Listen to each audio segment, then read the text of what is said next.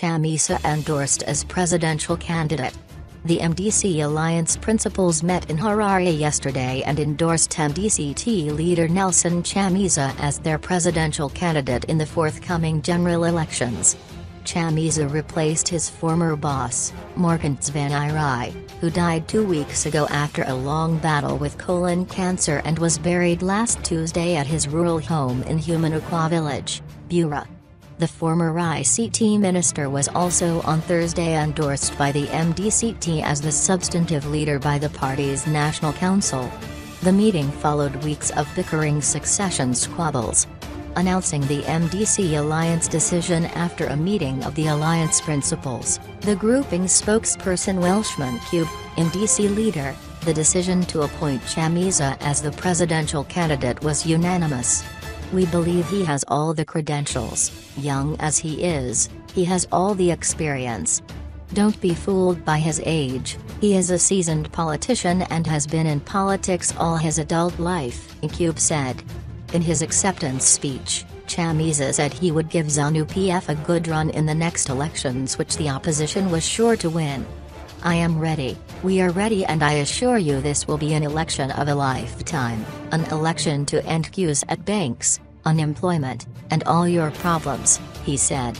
Chamisa said the first 100 days of the alliance rule will be marked with reopening of factories and not only opening the country for business, but scrutiny, accountability and transparency.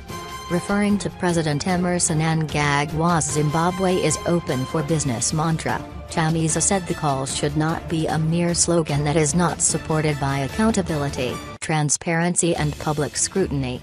This election is about generations, ideas, and the future versus the past.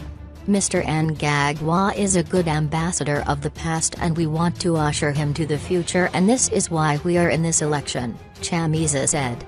I hope that as we go into the election, you can see the kind of the digital faces you have, against the analog faces who are already in government. It is going to be an exciting contest, isn't it?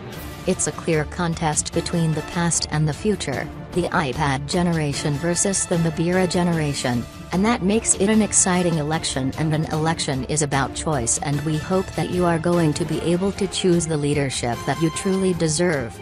Chamisa also said the alliance would ensure reforms were implemented before the elections. The key issue is the printing of the ballot papers. We are aware through our intelligence sources that ZANU-PF has been paying a company called Pedstock based in Israel, that is linked to NICU, and we are investigating why they have been paying them using resources from the state, he said.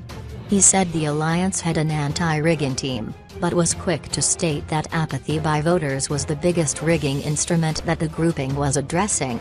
People Democratic Party leader Tendai Biti said they were quite sure Chamisa was the right candidate for the alliance, which he described as a social democratic contract.